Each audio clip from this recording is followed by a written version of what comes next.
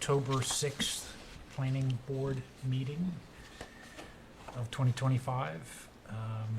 Welcome. Sorry we're running a couple minutes late, but we definitely wanted Alan here. Let's start with Village of Southampton Diamond Communications. So the board will remember this public hearing was closed at the last meeting. Yes. The board had previously issued a secret determination because this was a coordinated action between this board and other land use boards. Right. The application has been approved for a special exception use by the Board of Zoning Appeals. It's been reviewed by the Architecture Review Board, and it's back here with the a draft determination that you have in front of you for its site plan review, which I believe should be the final step for this application to move forward. That draft just appeared today, right? Yes. Has everyone had a chance to read this? No? No. We could also go through it Let's do with that. Allison, and maybe Lisa could summarize here. Yeah, if everyone on the board is okay, let's do that so that we can move this along and not kick it to the next meeting. If everybody good with that? If you're not, Yes. raise your hand. Okay, good. Would you like the, a summary of what the Yeah. decision says, or would you like me to read the decision? I think a summary is fine unless there are any objections. All right. Summary's fine. So just as a reminder, this is Diamond Towers LLC is the applicant, who's a contract leasee for the Village of Southampton. The site is village-owned property at 25 Windmill Lane. So the first few points in the resolution, just note the location of the property and the applicant and the village as owner.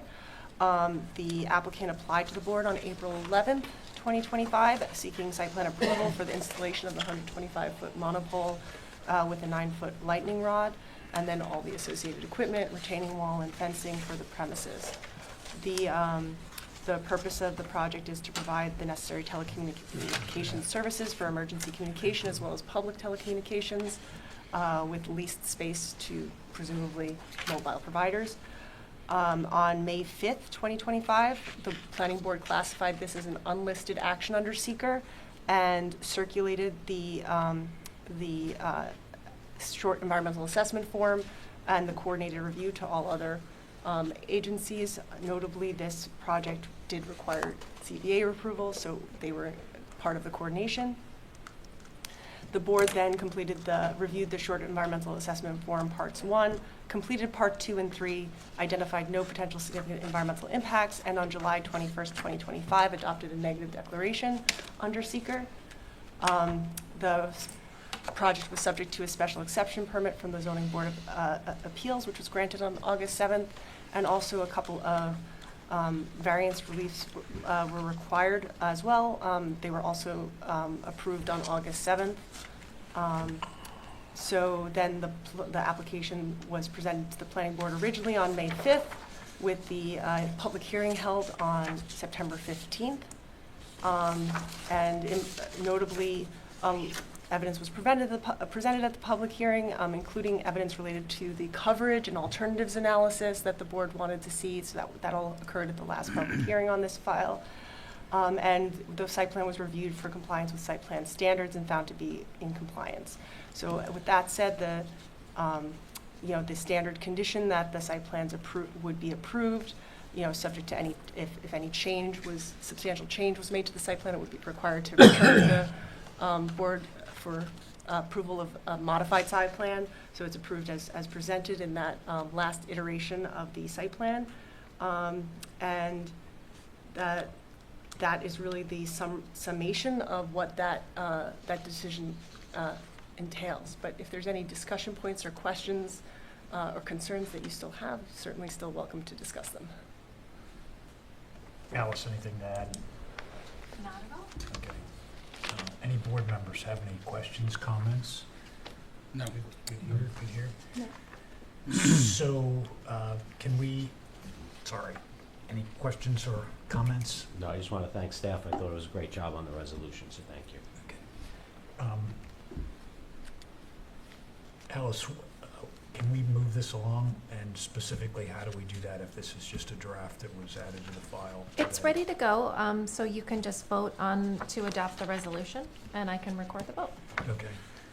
I'd like to make a motion to adopt the resolution as we have in front of us. Second? I'll Thank you. All in favor? Aye. Aye. Opposed? Thank you very much for your time throughout the process. Thank you. Start building.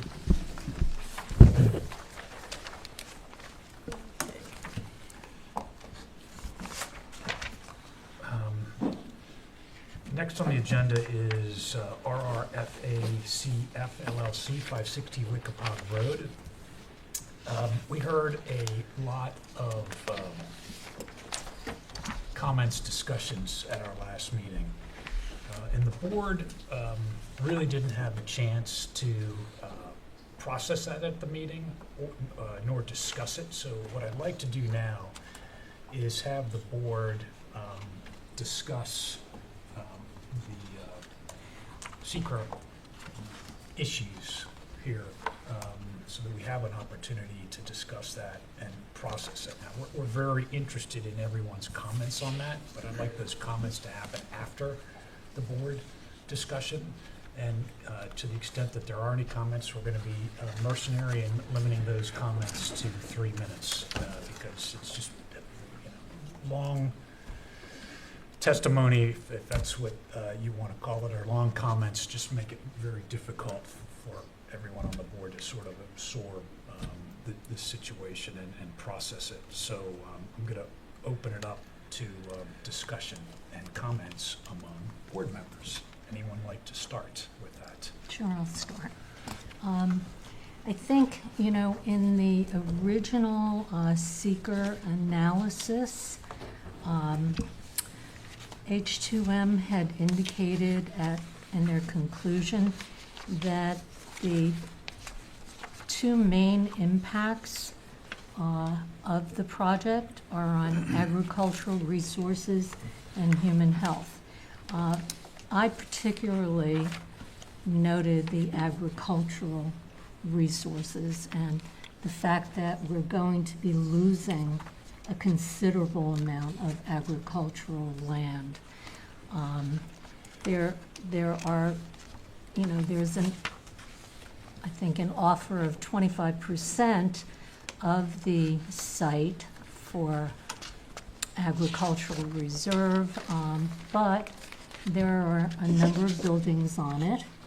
And in addition, there's an easement that seems to be included in that 25% that came up in the last meeting, and I believe that Councillor Bennett had indicated that some of the open space can be made up out of lots 1 and 2 for that particular portion. I don't know how many square feet there are, et cetera, but that's a concern of mine. We are losing our farmland, and I think that's part of the nature of the East End and of Southampton. So that's one of my thoughts. And then human health, we have a pond that last meeting we were pretty well advised is polluted. And, there's the contribution to that pollution has come from very many sources. But, I believe that the pond, the easement to the pond is very important so that it can be tested and any remediation can occur. In addition, the underlying soils of the farm may have certain pollutants in them or hazardous material, and I think we have to be aware of that and how that can be ameliorated, if at all. Those are my main concerns. I would like to add that I think with respect to the ag reserve language and also the 25% allocation, Mr. Bennett did agree that the easement that is compromising a portion of what we consider to be that reserve could be moved toward Fowler Street to be on the, I believe it was Lot 1. So anyway, the language, the locations, all of this needs to be worked out. There's a significant amount of work to do, and I actually like the idea of moving some of the ag easement to Fowler Street. In particular, I would like to have it across the street from what is already deer fencing and showing a very lovely agricultural vista. We could use that. It might be a really actually fortunate thing for us that that easement is there, because we can take that land and we can create an attractive corridor with open view sheds that can be enjoyed by everyone, and especially people going down the beach. There's a lot of concerns about the contents of the ag easement, which houses are in violation, lots of things to consider there. So I think we need further consideration, and because it is one of the main aspects of SECRA, I think that we are not prepared to vote in favor of a negative declaration at this time. But I've spent my efforts really focusing on two other aspects, and I'd like to read it into the record because I anticipated interruption, but I think that's not going to happen. Still, I'm going to read it. And what I wrote was, I want to begin by saying that despite the Suffolk County Planning Commission's recommendation of a Phase 1 environmental site assessment and potentially a Phase 2 ESA afterwards, I don't believe this applicant should be required to do what no others have had to do in similar subdivision applications. The Fowlers are not the only people to have farmed near Phillips Pond. They are likely the last, and Phillips Pond will be landlocked after this subdivision is complete, however. Furthermore, this is a time of heightened environmental scrutiny, especially of ponds in our village. Aerial views are the only data that this board has seen. As far as we know, there has never been any baseline testing of the nitrogen and phosphorus levels of Phillips Pond. While this is not required of the applicant, the access easement that they have agreed to provide for pond maintenance and testing will be critical for this purpose going forward. The drafting of such easement must be done with care and consideration, allowing for modification should future remediation be found necessary. Environmentalists and citizens of this village are all dealing with the results of poor environmental planning when it comes to ponds, including Agawam and Old Town. To me, this elevates the need for this board to require, as the first condition to SECRA approval, that the design and language of the maintenance access easement for Phillips Pond be approved by the planning board before final subdivision approval. The language must be crafted carefully because without baseline data, we don't know the scope of what may be required in the future to protect the pond. The task will be to draft an access easement anticipating future needs, including perhaps remediation of any public health risk and to protect surface water. Of course, even with the access easement provided by the applicant, permission to test the pond water itself lies with the owner of the pond bed, in this case, the trustees of the freeholders of the town of Southampton. The second condition, I submit, should require that prior to final approval, an erosion and sedimentation control plan for the development of the site be provided to ensure that the soils will be contained on site. Although we are not requiring a Phase 1 or Phase 2, we must ensure that the original farmed soil, which may contain contaminants due to farming which could be harmful to human health, that they be contained appropriately to ensure safety. This concern, for me, rises to the level of requiring extra scrutiny during the SEQA process.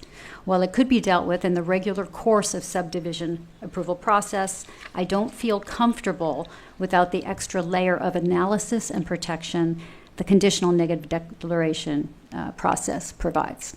Thank you. Great, thanks. How about down here on this side? Any comments, questions, discussion? I would say my biggest concern is to make sure the easement provides adequate room for remediation equipment if it's necessary, if determined to for the pond. And I guess right now we just see a 15-foot wide strip, and I have no idea if that's sufficiently large to accommodate what would be needed to remediate the pond. I'm not sure that has to do with SECRA, but that was something I would think we need to keep an eye on. Mr. McFarland. I'm sorry that other items kept me out of the village until about 5 minutes ago, out of Long Island. This is a matter of long history and great complexity, partly because of the long history, which is just comes before us. It's not a creation of our long deliberation over the history. And this is, as someone just, I guess Amanda just said, this is pretty unique. It's sort of the last gas before the turnpike. If you don't get enough gas, you don't get off the expressway. And so a lot of people have weighed in. And there are a lot of things that have happened in the guise of everyone who knows the future. It's common knowledge in political dialogue that the Earth is irrevocably warming and Southampton will be underwater, for instance. There's a whole lot of stuff we can contend with. People have asserted publicly in this, that all these buildings will have to be 15 feet above water if they're ever developed. That's not our jurisdiction, I don't believe. We just have to either grant or not grant the subdivision of this land by the long-time owner, current owner, descendants of prior owners. I think every issue is important, but I don't think that this residual fraction of family holding, it is still the same family. This residual fraction of the family holding requires this essentially brand new series of impediments. I think access to the lake is quite important as an ongoing civic matter. There are many bodies of water left over from the end of the glacier that formed this land. That access is important. I think with my colleague that 15 feet, I'm not smart enough to know how they're going to do it. I think better access is in the bottom of it, because believe it or not, water still flows downhill. We can't change that. The bottom down toward the beach is the proper access, but I'd hoped that is being arranged, but I gather it's still not occurring in a tiny bit of land in between village-owned property and the bottom of this pond. The pond is an accident of all of the water along the barrier beach as a result of over 200 years of agricultural use, which has been swamped by a land bubble of people living there in former farm fields. And so we can't reverse that. We can't take away all the houses. So we're dealing with the present predicament of houses that attract a lot of market money and create a major federal and local tax problem for the owners. It's a major issue that everyone faces who has anything left in Long Island and Southampton and in the village of Southampton. It's a mess no one wants to have, and we're referees of those who have it and those who maybe want to have it but don't have it. But I think every issue has been thoroughly vetted except for the process of getting F&C trustee access to their pond, which they accidentally own, as a matter of property law that preceded everyone in this room and all their forebears. So that's not us. I wish there was one of the trustees who are up for election right now, I believe, or re-election. I wish one of the trustees had attended all these things. It's their pond. I guess they're busy and they have no budget. They don't ever appear much. But I wish they would. So it's their problem. So I'm prepared to delegate it to them. I don't think it's our board legally. It's our problem to deal with the trustees' issues. But we're doing our best for the village, assisting the F&C trustees. So I would rest my case. I think we ought to proceed. Okay, good, thank you. Sorry, go ahead. I did speak with counsel regarding some of my concerns, and some of the issues that I felt were important. Alice indicated that some of that could be determined later on in the process. However, I do think that the access to the pond is really critical, and I would move to have a conditional negative declaration that provides that the easement has very specific language in it, and is size determination, et cetera, composition, that would require approval of the board.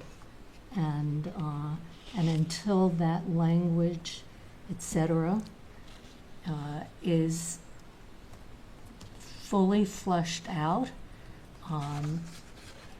I don't think that we could finally approve the subdivision. And I would move to have something in the negative declaration conditioned upon having language in there regarding the easement. That document, that would be a motion for a conditional negative declaration, which is what I'm advocating for, because it's not the phase one, it's not the phase two. It just simply will give us a bit more time to consider these very important environmental and containment issues, which I don't think will take a lot of time, but we need to have them hammered out now. And if we keep saying subject to, we will not be focused on them, because we'll have so many issues to focus on as well. So I am for I vote for the conditional negative declaration. I think it's prudent. I think it's the right course of action, and it is much more streamlined than anything else we could require. I understand there's a motion on the table. I'd like, Alice, your legal advice about the necessity to, because I heard two different things, or I thought I heard two different things, and that was the question I was going to ask. I thought I heard you say that a maintenance easement, the easement conflict, some of the outstanding items, you would be fine if those were settled, settled at the preliminary site plan approval, which is the next step in this process after secret. Now I'm hearing you say that you want at least a maintenance easement settled as part of the secret determination. Did I hear that correctly? I have two conditions for that would be the conditional negative declarations. Specifically would be the language of the easement. The maintenance. The maintenance access easement that has been given. That is number one. And number two would be the language about containment of old soiled, farm soiled on site, and that the sedimentary plan because it's also going to have a lot of fill new land in order to raise the property above the water table. So those two rise to a level that I feel requires a special amount of scrutiny and time, and just to get that done right. I am not advocating at this point that the ag reserve language map be part of that. That would continue in its separate channel, but for purposes of the CEQA process, those two negative conditions can be dealt with after a 30-day period. Alice, can you enlighten us on the process and whether it is your experience or your view of the appropriateness of conditioning a secret determination at this stage on the two items that Amanda mentioned versus as part of the preliminary site plan approval? So everything that I've seen, all of H2M's memos and everything that the board has discussed has indicated that the board does not believe that this proposal, the proposed subdivision, will have negative impacts on the surface water. That's everything we've seen. And that's what the board should be considering, whether the proposal, not whether or not Phillips Pond is presently polluted, and whether or not it's a great thing to have this access and to have testing and possible remediation, but whether this proposal will have negative environmental impacts on the surface water. So I don't see how having a condition on a neg deck would address that, but maybe, I don't know what If I may, Lisa thinks about I'm that. sorry, I just think you misunderstood. This is not about testing. This is not about requiring testing from the applicant. It is nothing more, is requiring nothing more than the access easement that they are already giving us, and is much appreciated by everyone because this will be a landlocked subdivision. It has solely to do with the language that we draft pertaining to that grant of an easement and making sure it is sufficient to accommodate the future, which none of us know, and we don't know the condition, nor are we testing. It's not required of them or of us to know. But we are charged with in the planning board to look ahead, and to look ahead wisely and to plan wisely. Mhm. And that language is all we have, and we need to make sure it's right. So I don't feel that we've given it the look we need. I think we need to look a lot deeper, and that has nothing to do with testing, simply that the language of the easement has to be, it has to work for future generations. And I don't want to see another situation like we have here where the language didn't allow for maybe the type of machine that might be needed, as Bill Dye mentioned, or it may not accommodate what's needed. That doesn't mean they'd have to do more, but it means we need to understand more and build it into the language, not put more requirements on the applicant. That's not what I'm doing here. Sure, I mean, discussions of what belongs in that easement certainly should be fleshed out with the applicant. And in my experience, usually it is the municipality that prepares the easements that they require of the applicant, and those easements and, drafts get attached to any preliminary approval, and their requirements, their conditions of approval. But I guess I'm not seeing the connection to SECRA.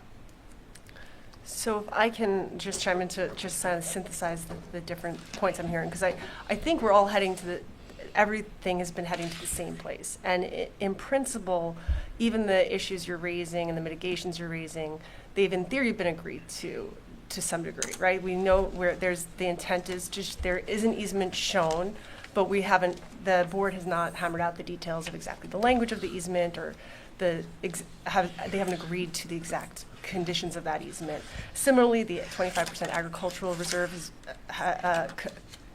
conservation area has been proposed, but we know that they've agreed to the fact that that area that's already encumbered by an existing easement will be removed, and they'll find 25% somewhere else. We don't know exactly where that difference is yet. So there's still things that need to be sorted out.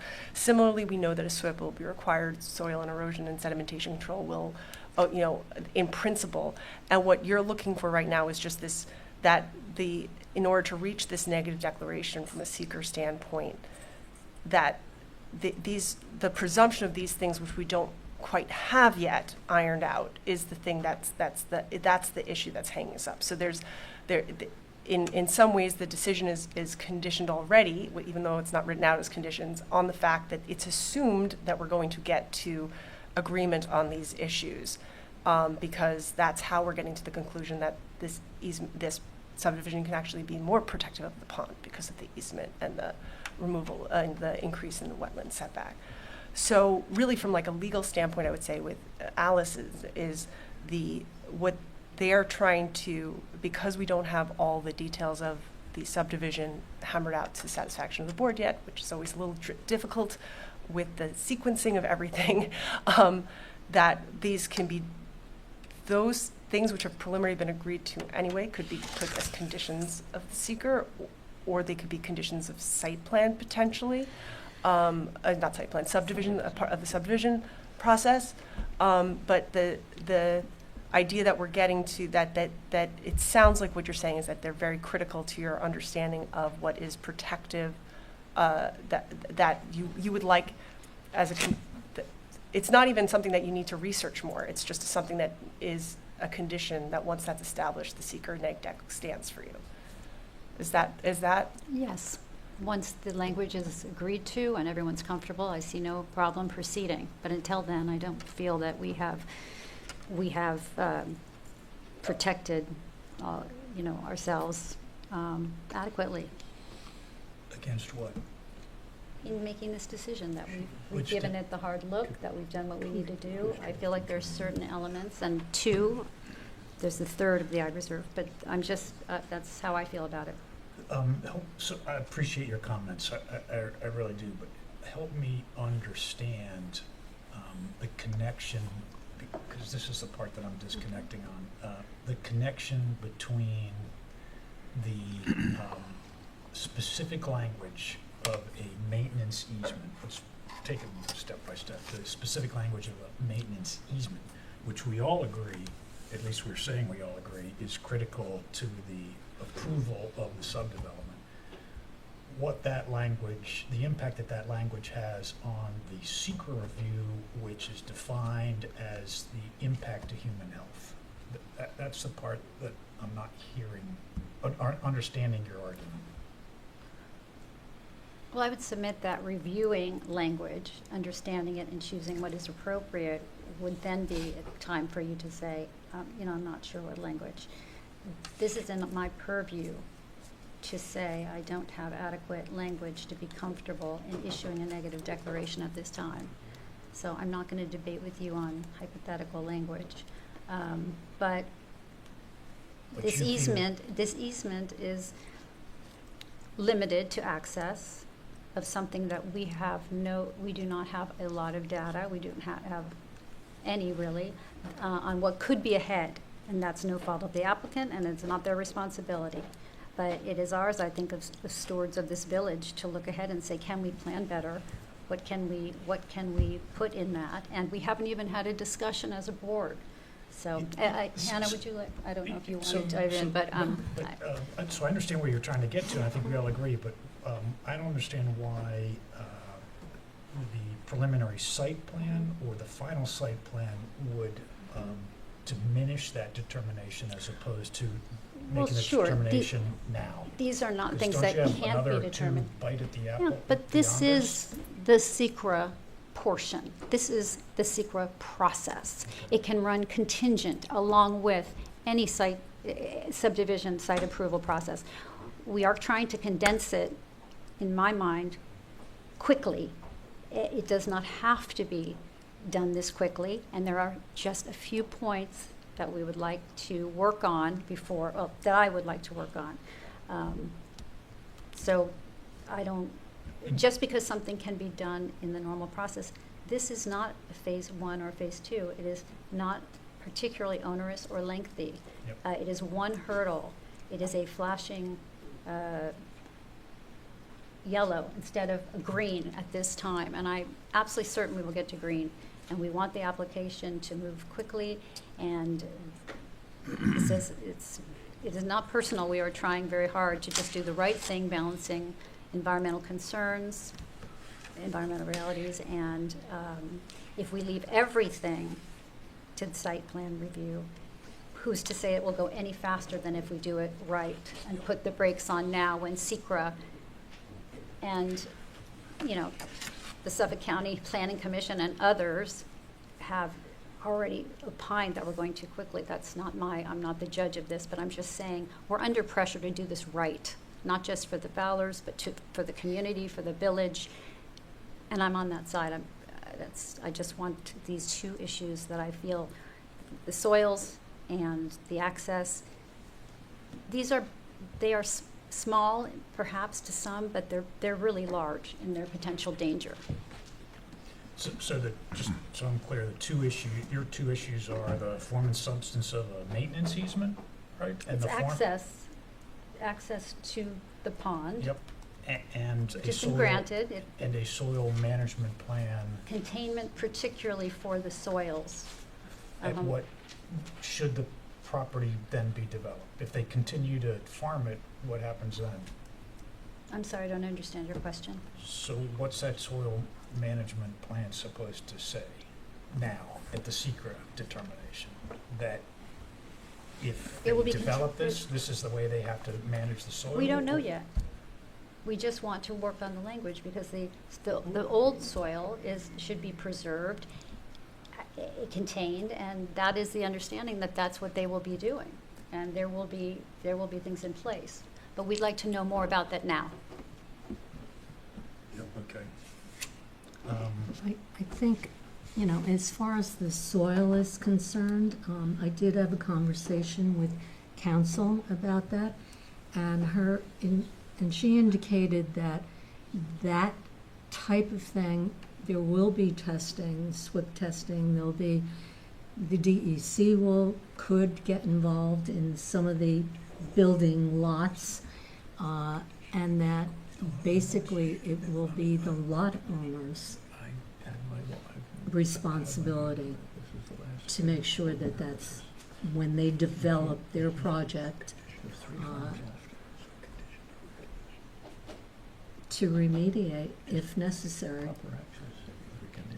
So, Am I wrong? Is that what we had yeah, discussed? that we had talked about how you apply for and obtain a SWIP in connection with your proposed development, that it's very specific to the development that you are proposing, actual building. And that in addition to that, if the board wanted to, just be sure that in case, somehow, someone was developing less of an acre, I don't see how they could, but that you could have a covenant condition. Excuse me, are you listening to the answer, or should we just have council wait? Alan, would you like her to repeat it? Yeah, please. I was saying that, most times that a planning board does a conditional preliminary approval of a subdivision, they require certain covenants and restrictions to be filed. So, for instance, you would want to have one of the covenant provisions likely say that any lot owner is buying next to a farm, and you wouldn't want them complaining about farm noise or dust or equipment. You would perhaps want to require that during construction they install silt fencing to contain any soils and contain runoff. You may want them to file a covenant that says that soils have to be contained on site during construction, and generally that soils must be contained on site. And that is, an added protection that the board could have. But, you do know that a SWIP is required for all of these lots once they are developed. But Alice, all that is done typically at the final approval or preliminary approval. Preliminary approval, yeah, not at secret. not during, no, Yeah. no, but, during preliminary. Yeah, okay.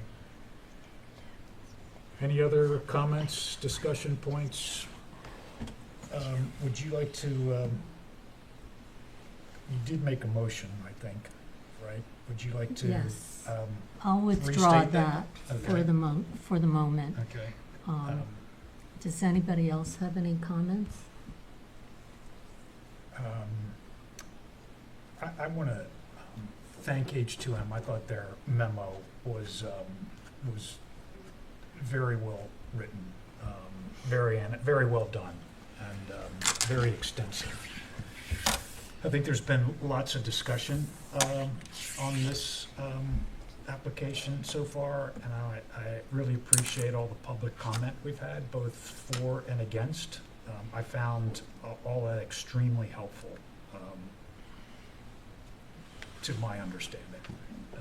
Even though it made it a marathon meeting, I still enjoyed hearing and learned a lot from all the comments. So again, thank you for everyone that showed up and made comments. I think this issue has been extensively discussed, extensively analyzed, and carefully considered by the board and its advisors.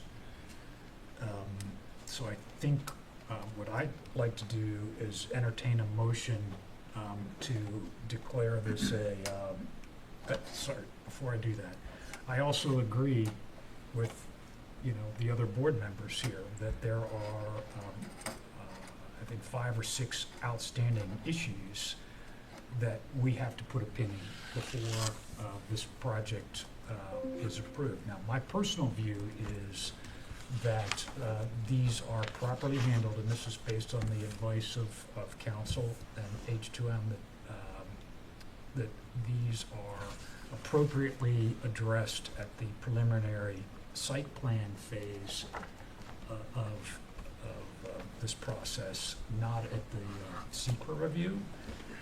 And I agree that that's the form and substance of the maintenance access easement.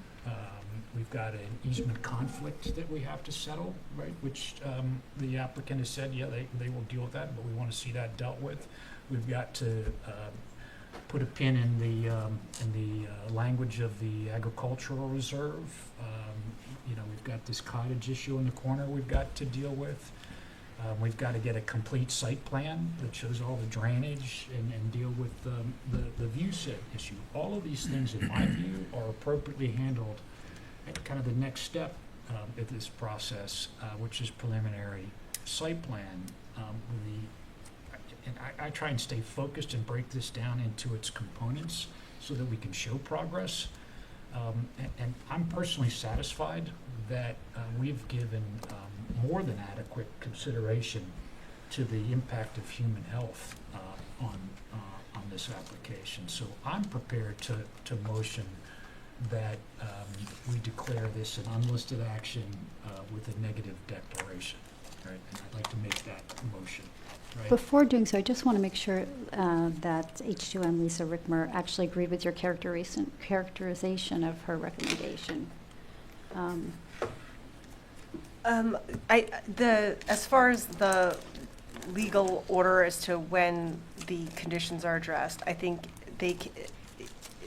I think it's appropriate to roll these as conditions of the neg deck if you want to adopt a condition neg deck. I also understand the position of Alice that these can be appropriately addressed as conditions of subdivision. So I think that the ultimate consequence is similar in that if it's a condition of the neg deck, it's still going to be part of the approval of the preliminary subdivision. So you're still, if that helps. Lisa, look, I appreciate your advice, right? And I think we've always gotten great advice from you. But what I heard you tell me when we've been discussing this is you can do it now or you can do it later, right? So that was your opinion. I get that. Either way, you get to the same point. Alice's view was it's historically and more appropriately done later, right? And I'm not picking sides here, but I tend to, on this one, I feel closer to following the advice of Alice on this one. So, and there are a couple ways we could have skinned this cat, right? My view is, and I'm making a motion, that we skin it the latter way, which is to deal with those at the next step in the process. So that's the motion that I'm making. Is there a second for that motion? I'll second it. Second, all right. All in favor, say aye. Aye. Aye. All opposed? Aye. With one abstention? An abstention, Okay. because I am concerned about those issues. Yeah, well, I think, And the neg deck will go through Yeah. anyway. so, Hannah, I agree with you. We're all concerned. We all want to see those settled, right?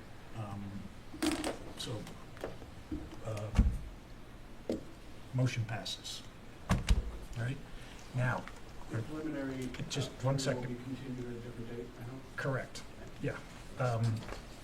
I did promise at the beginning of this opening, the hearing, or continuing the hearing on this, that we would take public comment on this. We will take any public comment at this point on this application, strictly limited to 3 minutes. I don't have 3 minutes, please. Any public comment on this? With the understanding that Bennett. the preliminary hearing will be continued, I have no public comment. I Okay. think you should, for everybody's benefit. Yep. Everybody knows it's going to be continued public. Yep. Hearing on the preliminary. Yep. Recall. Any other public comment on this one? Great. Thank you, board members. I can move on to 71 Hill Street. Right, Alice, yep, Yeah, so sorry. you just want to adjourn the public hearing until the next meeting? Yeah, sorry, motion to adjourn the public hearing on 560 Wicker Pond to our next meeting October 20th. on October October 20th. 20th. Thank you. I second. All in favor? Aye. Okay, Aye. opposed? Thank you. I think you're 71 Hill Street. That's good. I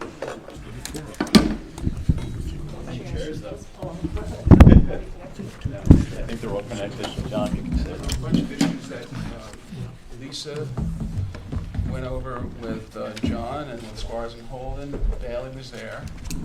I wasn't, so I'm going to ask Bailey to work the controls because there's only so much other stuff in this brain. Does it go towards me? Towards you, yes. Okay. You can join. More seats.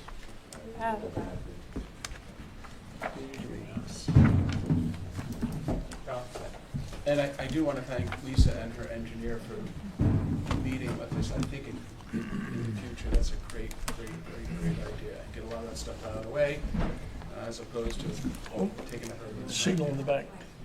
Oh, sorry. You gotta talk into the microphone, John. Sorry. Okay. Do you want to thank Lisa again on the record recording? Well, everyone can hear. Thank you, Lisa. Microphone. I always give thanks when thanks is due. You just have to do it in a microphone or it doesn't count. The gentleman in the rear asks you use the microphone, please. Bailey, please. Sure. Good evening, Bailey Larkin with Bennett and Reed, offices at 212 Windmill Lane in Southampton. As was mentioned, we got a memo from H2M, and actually on Friday we had a productive conversation going over kind of the nuts and bolts of the site plan memo. There were 3 issues that were raised in the memo for discussion with the board, and I did a little cut and paste this afternoon for you guys. I have copies too, I can hand up. With a slight revision to the plan after our discussion. So the plan that was before the board at the last meeting and that H2M reviewed, we placed our cross-access between the 2 properties where the existing curb cut is on the movie theater property. So this is the approved site plan for the movie theater. And then I have with it the slightly amended plan that's before the board this evening. We also placed, and this is a slight adjustment from what was before you previously, the pedestrian cross-access to connect exactly with where it's shown on the movie theater property, where there are existing stairs. The third concern that was raised in H2M's memo was whether or not the dumpster could actually be picked up by a truck. So we did take a look at those 3 concerns that the board raised. Again, we adjusted the pedestrian access, and we had Squires and Holden put on our plan a truck backing in to demonstrate that they actually can, with the turn radius where it's proposed, access that dumpster with a little bit of an adjustment to the plan. We had received a variance to allow for 2 compact parking spaces. The 2 compact parking spaces were actually removed when we adjusted for the STP. But now if we put 2 compact spaces directly adjacent to the dumpster, it provides for just a little bit more access, so we don't have to worry about the truck actually hitting any cars adjacent to the dumpster. We do still have 1 more parking space than is required by the Board of Trustees resolution, and we do have that variance that allows for those 2 spaces, which are 7 feet in width instead of 9 feet in width. The cross-access where it currently exists is about 16 feet on the movie theater property and about 18 feet on our property. If the board were to require a wider access point, we do have 1 additional parking space. We could eliminate one of our spaces and provide for about 25 feet of width between the 2 properties. And that would be eliminating parking space 23 on the plan that I handed up. I believe because there's a dumpster location on the adjacent movie theater property that was approved on the opposite side. We could provide it on our side. The movie theater has, 16 feet? Yeah. Although there is, I believe, an agreement that was part of the site plan approval for the movie theater. It's a future coordinated access agreement as well. So you probably have some power there to make that wider. To match. Yeah, to match match our it, side. But we can make it wider. I had a conversation, actually, Bailey and I had a conversation with Eileen Powers today, who's keeping her involvement because she was counsel for the, for the trustees when they approved the plan. So we can work that out. We may need some help from the board and the village and talking to the movie theater folks. The 24-foot cross-access width, is that a code, or was that what was negotiated with the trustees? No, it was, I believe, correct me if I'm wrong, I believe it was silent. Alex, do you remember? It was just to provide the access, I don't know. Yeah, I believe what the trustee said was two-way, and what our code requires for two-way is 24, but the resolution doesn't mention that. That's why 24 stuck in my Okay, head. okay. I don't remember it in the resolution, but it was in the code, it's in the code, but we can, fortunately, we have the 24 is the ability to. magic number. That's the number I remember. Right. And Yeah. that's the correct number. Okay. But with the Yes. rejigger of the parking, we can do it. Yeah. So with elimination of this space here, we would then have 25 feet actually between parking spaces. And then pedestrian? And the pedestrian access point was extended, so it extends to the staircase that was approved on the movie theater property. It was previously existing and it remains on their approved site plan. So, And all the other comments were essentially, you'll correct me if you disagree, these were map changes and map comments, if I remember. Yes, no, Yeah. really? And which Bob Smith is making? Yeah, so there were, and there is the memo that you have in the file as well with the engineer's comments, and most of them were very specific comments related to notations on the site plan related to handicap access, some spot elevations required, very technical elements of engineering. The main, I think, issue that the board is going to be concerned with will be the dumpster access, the cross-access easements, and then the issue of any pedestrian safety concerns that you had previously raised. And I think those are kind of the highlights of what you were still looking at. yeah, so just so it's clear in my mind, so the cross-access, we have 24 feet, you found that, that's good. Well, we can get it. Or you can get it, Yeah. right, by putting compact spaces that are, you said 7 feet, not 9? Correct. On And either we side have of a zoning board of appeals variance that allows Yeah. for 2 compact spaces. Yeah. It works without them. It works without them, as you can see by the radius. But the for a little trash bit truck more doesn't take comfort. their front bumper off Yeah. accidentally, yeah. So Probably by not. putting the 2 compacts, just kidding, sorry.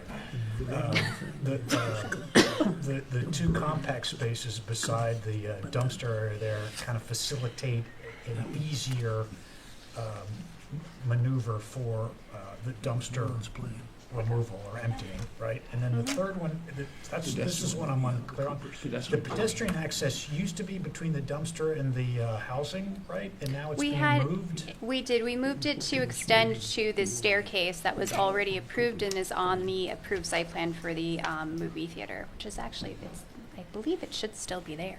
It was there. Yep, it's there Yeah. on the site.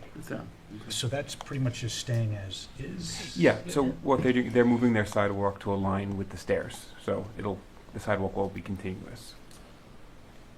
How did, there's a big grade difference there, though, so does that have to be handicapped? Well, that's why there's stairs. That's the stair. That's the stair. Yeah, but Yeah. so it's stairs or work, you don't need a ramp? I think if you needed the ramp, you'd have to just navigate the site in an alternative way. Gotcha. Okay, so you're good with stairs? Yeah, and the stairs exist. Yeah, and the stairs exist even better. Okay. The one thing that was the memo asked for, it's for topo on the adjacent property. Alex, you were going to look and see if there was any historical topo on the adjacent property? I would be surprised if you found it. I didn't. So I I don't I think can't there survey, I but- don't think there was, because that was just a renovation of the Right. existing theater and Yeah. a relining of the parking lot, so Yeah. they wouldn't have been required to do any. But I can't get on their, I can't survey somebody You else's could property. ask them, Excuse me? you could ask. Well, you, Because it'd be helpful since you you guys are have supposed to a be in this coordinate, together future on this coordinated cross access agreement. access thing. It would helpful if you did that, because after all, they have to Trustees. cooperate. Can I do that? Yeah. I mean, I think, look, when we considered the theater, before you answer, Alice, when we were talking to the theater people, right, in approving that site plan, and 71 Hill, we made it very clear to both parties that this cross-access was critical and everyone had to cooperate and provide this. With that notice as part of their, I don't know if we wrote that into the decision. We did, even better. You have a future coordinated access agreement, I think, as a condition to your. I believe so, theater. yeah. So with all that, Yeah. does that The give you trustees comfort may- that we can Does it allow a enlist the trespass? support We can of call them the and ask them. movie Trustees theater may- We can call them and folks ask to them. cooperate on this? We can call them and You- ask them. You and can if ask not- for permission for anything. Yeah. They've and been if very not, I'm accommodating. gonna tell them we're gonna get a call from Mark London. That's not gonna help you, I The trust me. trustees may, and we confirmed that we didn't make it, confirm what the trustees did. Yeah, exactly. You wanna say You that on the didn't mic? do- Yeah. We confirm what the trustees did. This board did not approve cross-access or anything. We looked to the trustees who controlled the matter with the parties. Yeah.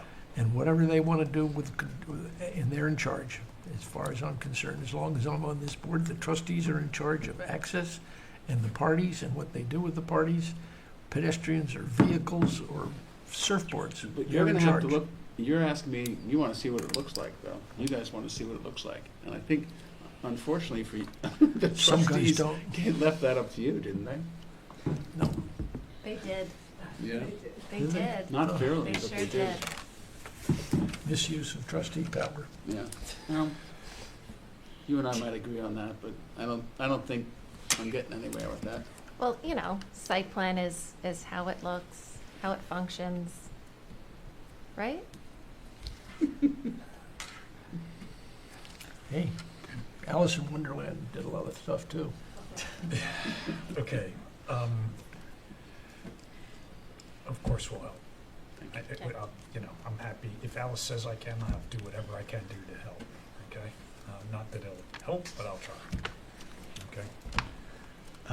There were some other sort of engineering technical things, if anyone wants to hear about those, or we can, I think Bob's working on that. leave that, yeah, so that's Yeah, being, I think our team is actually working to address all of the kind of technical aspects. It was just that the three, we wanted to get the board's feel for the location of the cross-access, the dumpster location, and that pedestrian access before he finalizes all of the details that were nailed down at the last meeting. Because it does affect, obviously, the number of parking spaces.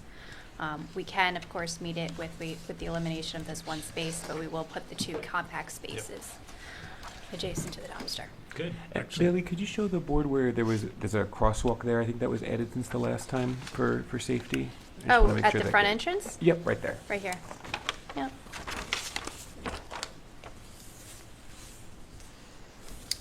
So that, This is the front entrance to the hotel, over here. It's offset from where the cross-access is between the two properties.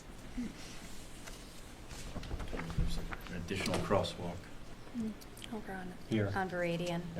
Those My are some of map's the- cut off. the things that we want to These copies are very faint. It's kind of difficult to see what we're It's talking about. actually fresh off the press, because he just drew it this afternoon after our conference call. So we will get you full-size copies that are, more detailed, but we did want to get an idea just for those 3 points that were raised. so the purpose of the crosswalk there is to get across the parking lot? Is that? From the, To the walk, yeah. Yeah. it's the main entrance to the hotel, Coming from where? The main entrance. from the handicap spaces. Got it. Okay, I see now. Okay. So, Alex, what do we need to do next? We need, Well, we know they're going to provide a revised copy, but you can use this opportunity to discuss those issues, or if there's anything else that you feel is important to incorporate on the site plan in terms of the issues that have been raised. Anyone?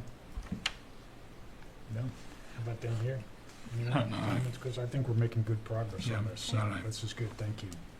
Right? And I'm glad you guys got together and it was a good meeting, so it sounds like a lot of progress. And when you update the plan, we have a slightly more updated version of the movie theater than that one there. If you don't have it, we can get you a copy of it. Can you get it to me? Yeah, Oh, absolutely. that'd be great. Mhm. Is it, do you have it digital? Yeah, it's on the Yeah. Dropbox. Oh, fantastic. Yeah, there was some later revisions where they added more landscaping wonderful. than what's shown. That'd be great. Nothing that would, in I your don't- mind's eye, that would mess up the cross. Not that I can access? see Okay. immediately. Okay. Well, that's all helpful. All right, well, we'll be back, I guess, when's the next meeting? 20th, right, the 20th? That's right. Yeah, the 20th. October? Okay, thank you. So I'm just going to say that just in terms of the timeline for getting in material and then having revise engineering comments, just keep that in mind, depending on when it comes in, whether or not we'll have revised comments by that time. Yeah. It'll just depend on everyone's timing. Right, so Yep. if It's in your case. if it's submitted to the file in time, then, We'll get them in as quickly as we can. we can. We'll do our best. I'm gonna tell Bob Smith that the chairman was demanding them. You gotta help me out with some of this stuff, Mark. Just use your power. Okay, no subdivision, thank you very much. No subdivision reviews tonight. Oh, did you just want to adjourn that Oh, yeah, public hearing? motion to adjourn 71 Hill Street to October 20th 20th. meeting. Second, anyone? Second. Second, all in favor? Aye. Aye. Do you find any, I should have jumped in there before, do you have it, is there a need to keep that application, public hearing open? We're gonna have to work all this stuff out. Yeah, let's keep it open, Okay. okay? 'Cause we already motioned and passed it, so Yeah, I all right. don't like to do one motions. 865 Merrick Holdings. Yeah, we've received no new submissions on this Okay. application. So I need a motion to move that to October 20th, right? Or we just leave that as is?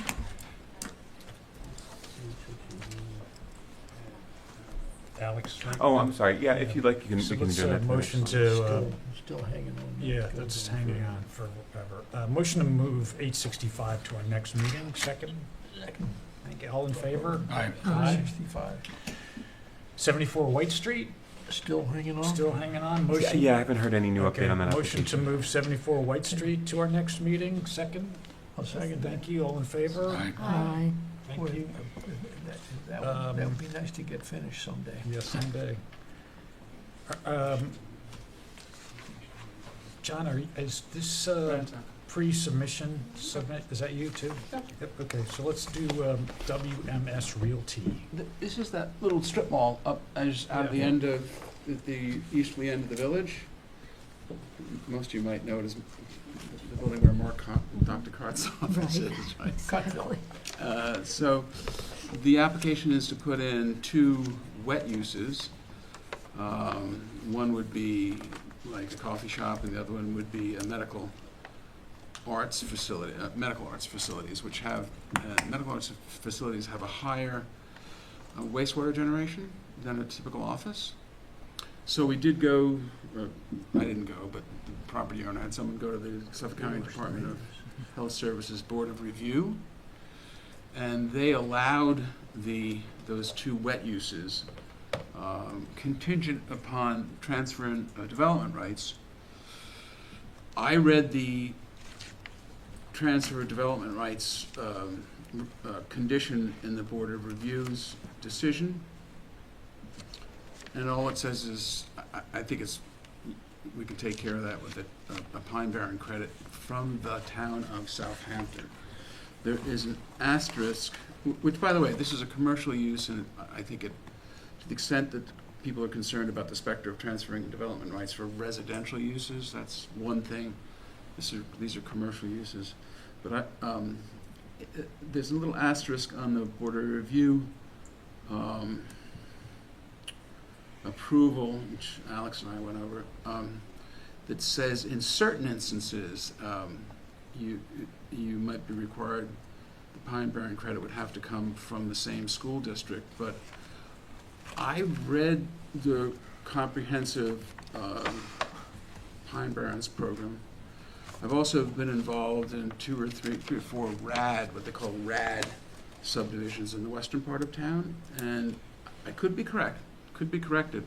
In those RAD subdivisions where you're transferring from the core Pine Barrens into other non-core areas, there's a specific requirement that you stay within the school district.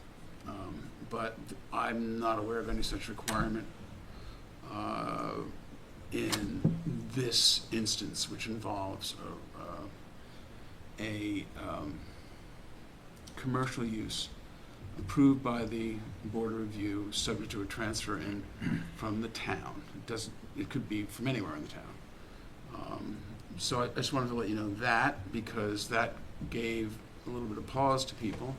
I've spoken with the village attorney about it, and I think Eileen and Alex should weigh in on that.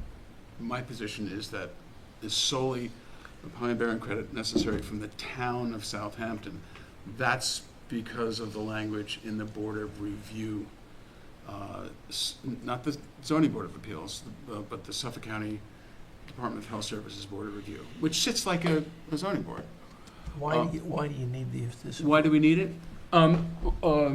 Wet uses. For wet? For wet uses for here. Wet use like the coffee shop or medical arts. Sorry, the wet use is the trigger. They trigger For a needing the higher Pine Barrens. gallonage of wastewater And flow. that moves to the Pine Barrens? Excuse me? That's what I get it. No, it's not a Pine Barrens thing. It's the Board of Review, That's right. and they require the transfer in of development rights, and the most available ones are the Pine Barren For credits. what? Okay. That's all. Which is the same thing that was going on with that Coral Brothers, that house behind the Coral Brothers. You need to do the same thing there. That's residential. That's where this is residential. commercial. Yeah. I don't It's the know. same. Just didn't wet, Yeah. I wanted the trail. I will tell you that you folks know my office. Behind my office, there are two white buildings, and I have had for 10 years an approval from the Board of Review and from the Zoning Board of Appeals and the Planning Board to take down those two white buildings and put two 2,500 square foot homes there. Probably my grandchildren will end up doing it, but it's I transferred in 1.5 Pine Barren credits, which I purchased, and they were from West Hampton. There was no requirement that they be from the school district. That was now that's residential. I don't think you have the same, if I may, political concern about it when you have a commercial use. Well, I was hearing something about the transfer within a town or from a town to a separate municipality or village needed approval of the receiving Yeah. village or municipality. Can you In the talk Pine about that Barrens for a second? scheme, I've had to deal with that in these RAD subdivisions, they're residential subdivisions. So if you want to transfer, say, Pine Barren credits from Brookhaven into a subdivision in the western part of the town of Southampton, The town. because it's a residential element and things like school districts and stuff like Yeah. that, you have to get the town of Southampton to say, okay. That's built right into the, that multi-town overall Yeah. Pine Barren credits. It's clear there, but it's It's less. absolutely But clear it's there. less clear if it's going from the town, it's a town TDR, it's now being used by the village. It's unclear, right? No, whether my the position is village that gets it's, my to- position is not, it is I know that's crystal your clear. position. No. I think you should have Alex and Eileen talk about that. I think they're gonna agree with me. Okay. But we'll see what happens. I don't wanna put them on the spot. But I think that's percolating. Yeah, I can tell you I've spoken to the village attorney about this, and we've reviewed the language. And you're right that it does say for an intermunicipal transfer, the receiving municipality has to authorize it. And the mayor has authorized us to try and set up a procedure to figure out how we can address these going forward. So we're going to work on advancing No. that. Before you answer, John, but isn't it ultimately up to the health department to say Yep. thumbs up or thumbs down on the transfer? Yes. So they're actually I mean, you can have your opinion, Eileen can have her opinion, but the ultimate arbiter is the health department. Right, and what we've seen from the health department approvals is there's an asterisk in fine print that says you need the approval of the receiving municipality. So we're trying to work towards a way to get that approval. And we feel that a village wouldn't be a municipality. Right, because the village would, in this case, would be a receiving municipality, and our code is just silent on it right now. Yeah, so I mean, personally, I see that as sort of a technical aspect of this, it's just gotta work its way out, but which is kind of a side show to this. We'll but- figure that out. Yeah, but to what you're asking for, subject to that issue Sure. being settled. Yep. Yeah, okay, I get it. Yes, so there's not one additional square foot of building there. Yeah. No change in parking, no change in anything. It's all interior renovations. But as you know, under the village code, other than a permit for a single-family residence, a rebuilding permit application has to come before you. Yep. So that's really what we're here for. It's It's one of the 4 things we have left. One of the 4 areas we have left. He's still sorry. I'm doesn't get curious that from the line. picture, what part of that subdivision is disappearing? Is it the It's dog not and is it the pet, I mean, or is it the pet None of store it's that's going? disappearing. Or you None were of it's- showing a picture of a pet store and the little mini mart, and I didn't understand where your project is. It's there are 2 units within the building. Behind those storefronts? Yep. Or, No, they're okay, storefronts. okay. They're storefronts. But they're shown on SP-1. It says proposed medical office and then a proposed coffee shop. It says donut shop. Just the photo you were showing, I was just Excuse me? confused. The photo that I was looking at, I didn't know Oh. where it was located, because that was up there, it was a little confusing. Tenants come and go and they move Yeah. around. I So remember it's the pet food behind. store used to be on one side. and Okay. Used to be next to the cot. I'm sorry, Hannah. I said the pet store used to be next to Dr. Cot, Yeah, it used to be next to Dr. Cotton. Now it's migrated. the other side. Right, yeah. yeah. So I don't know that there's really, and Alex will tell you and Lisa will tell you. And I don't know that there's really much to talk about other than its interior renovations. It's no different than somebody coming into a Job's Lane retail spot with a new tenant. The only twist here is that we've got this health department issue to work out, and Alex and I and Eileen and I will work on this. So is the build out of the space expected to be, Existing, oh, I'm sorry. but it's separating existing space, it's just making it smaller, right? So you could lease it to somebody, bigger. rent it to someone else, No, it's not right? making it smaller, no. One of them appears to be making one bigger. The medical office, Yes. looks like it's Yeah. 2. Mm-hmm. Yeah, so where I'm headed with this is the intended future use. Mhm. It would be reasonable, not even reasonable, potentially likely, or something to consider, that the traffic flow in and out of that parking lot might increase as a result of this. I don't know about that. Yeah, let me The land. parking, And I've Calculations heard, change. a lot of people complain about the traffic pattern coming in and out of that. Has there been any discussion or any consideration to thought on maybe how to improve that, the traffic flow in and out of there? I've used that, various,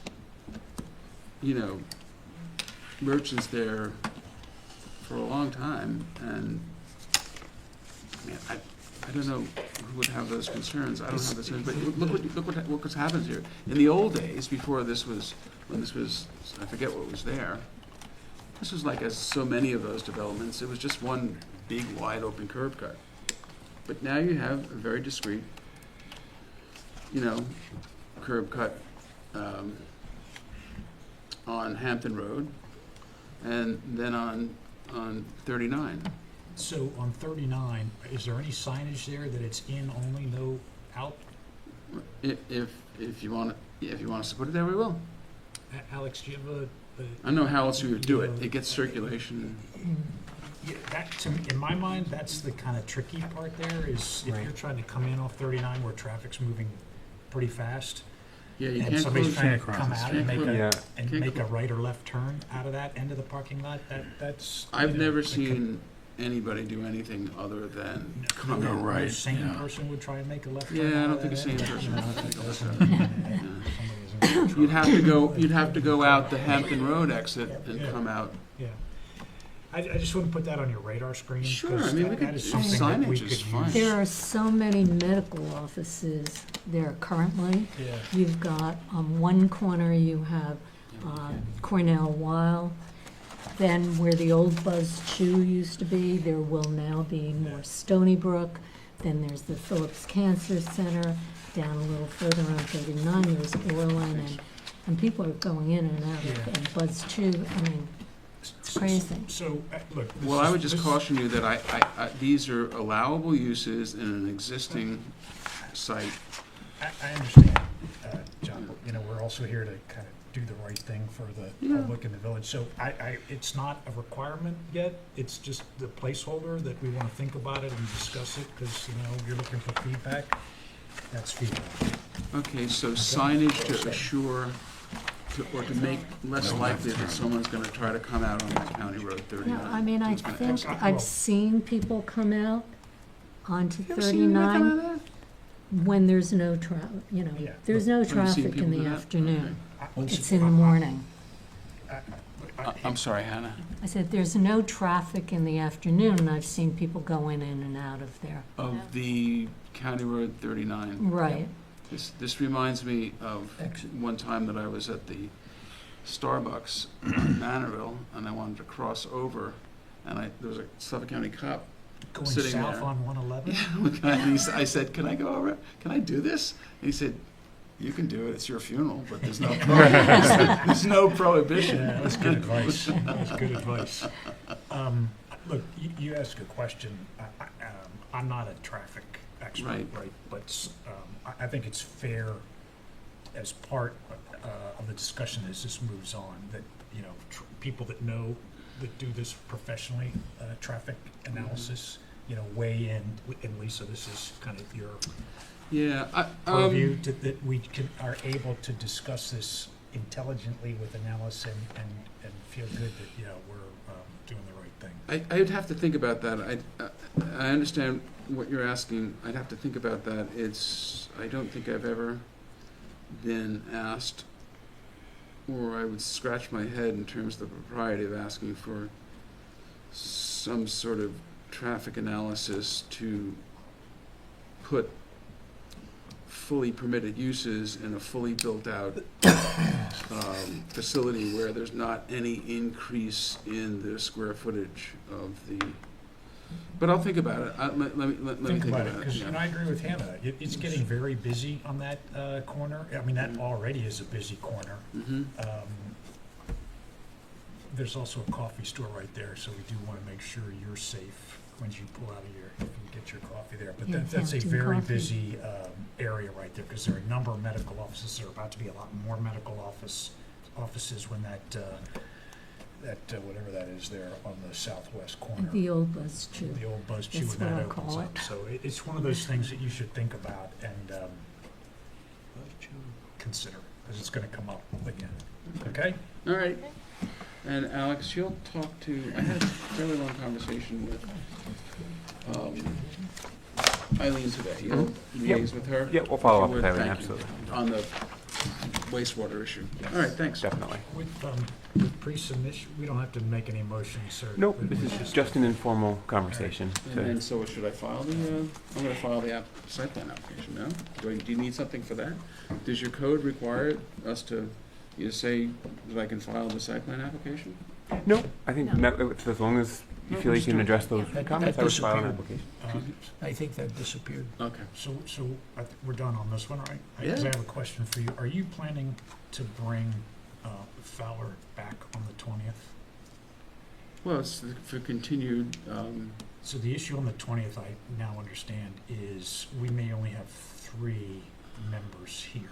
And I prefer that, you know, any Fowler discussion. Have everybody That everybody's here. So The who will be following here? week, I'm gone. We've already, The those. following week, so You have you're Bill, going. you have Bill that week, and then I'm the next, and we already alerted you to that calendar. So, that first meeting in November, you're not here? Yes, and he's not here the last, in So, October. I'm here in November, but not the end of October. So it's only, it's, so I want to coordinate that, because you can participate by Zoom, Yeah. right? You can listen, but you Can't. you can't can't vote. vote. You don't count towards the quorum. That's Yeah, it. It's not exactly. that on the quorum, but you can Well, vote. I'm So in, factor that into whatever you're yeah. asking. Well, for. Amanda, since you voted no, Fine, and you know what, I'm gonna be in India, so it's not gonna be easy for me to put by Zoom. I'll think about it. I Factor think I probably internally, want to go John, forward. don't factor out loud. What's that? Yeah, No, I'm being, So I wanted to put that on the I'm radar. saying that for I you. wanted one to in put 3 that years isn't bad. on the radar screen as well. Anyway, so October 20th, you'll go, Amanda, you will not be here? I won't be here. Bill won't be here. Yeah, and. And So you November want first, him, you- but not me, is what you said on the record. Okay, so. Well, Let's do it for for November. the record, unless on that one, because. Why don't we you know, wait this till is- both this of is us are sensitive- back? I'm gonna talk to Alex. This is first. sensitive enough that we're not, I'm not gonna push that forward unless we're all here and can all vote. Okay, right? let's talk about that then, Yeah. because, are you telling me that you're not gonna hear it until December? Of course not. I'm Okay, not so telling what are you we that. saying? Some people I- will I- participate with, I'm saying that. that there's wasn't a a- challenge, I'm just there's an trying to get the I'm information. saying- Well, let me answer your question with a question. Why don't you get back to us on what you're planning to bring up at the next meeting, and we can figure out how to manage it, 'cause. I mean, I've got a complete, I have a complete preliminary application Well, now. the board has some concerns that the board should bring to the applicant. Yeah, Hmm. I mean, I Right. think those things that we mentioned, those conditions that we all have concerns with, are, probably, are you gonna Well, have those ready we by can- by what either, by the first Well, I meeting think in there November? should be, some discussion amongst the board members about what they'd like to see, and they should give the applicant some guidance, and I think there should be some actual discussion about, what's gonna go in the agricultural easement, what the language would be in the access easement. Can we do that now? No, we cannot do that now. Okay, but for my own purposes, don't Yeah. say anything. You've got, I gave you the easement, you asked if we could widen it at the end, I reminded you that'll be in a buffer. Yeah, we'll widen it at the end. Who's it gonna go to? It's gonna go to the Village of Southampton, it's gonna go to the trustees. I'm starting to Yeah. get uncomfortable with Okay. how much we are discussing this application with, having adjourned the public hearing for the The evening. only point I wanted to put on your radar screen is, we're gonna be missing one member Okay. on the 20th, and another important member on the first meeting of November. What's the So meeting we're gonna after the have to- November meeting? First meeting? November Decem- 17th? Halloween. That's like a month, well, a little more, it was like 6-7 weeks from now. Yeah, I'll I mean, speak to Rick. December the 1. 3rd and the 17th. The meetings in November are 3 and 17. November 3 and November 17th. Amanda, you will not be here for the 3rd, Mhm. but you could participate with Zoom. No, What, Why? what dates are you away?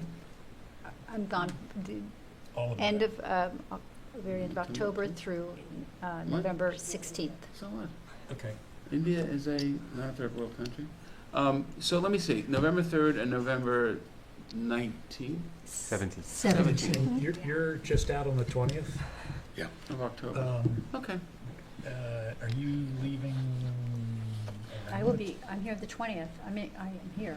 Well, So there's 4 of us here on the look, 20th. I'm open-minded, we Right. don't have Can to we have this, participate, Alex, right? tell me, we could Zoom? have a meeting on a different day, right, when everyone is available sometime in October. We can be not here on for the the, 20th. As everybody, long as we notice it properly. Yeah. everybody but Bill will be here on the 20th. Yeah. We're gonna discuss these things, right? No one's gonna be voting on preliminary approval on the 20th, so let's, No, right? that's the truth. Let's keep it moving on, that's All right, my I just- gut. I just wanted to let you know, remind you of, what everyone's schedule is, so, Mhm. and our flexibility. Okay, Great, thank you. thank you. Any other comments, questions from anyone on the board? Just a reminder, we have on the agenda approval of the September 15th minutes, if you've had an opportunity to review them. I think we need a delay in that, because there are some corrections that didn't get included. Yeah. Okay.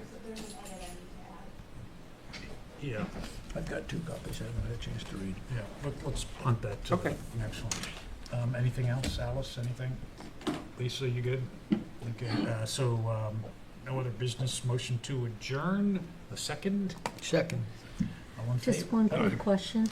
Will Alice be here for the next meeting, or will it be the new attorney? I will not be, Okay. but if you need anything from me, I'm available. I'm not sure that was public yet, but thank you for making it. Okay. So, motion to adjourn was seconded, all in favor? Aye. Opposed?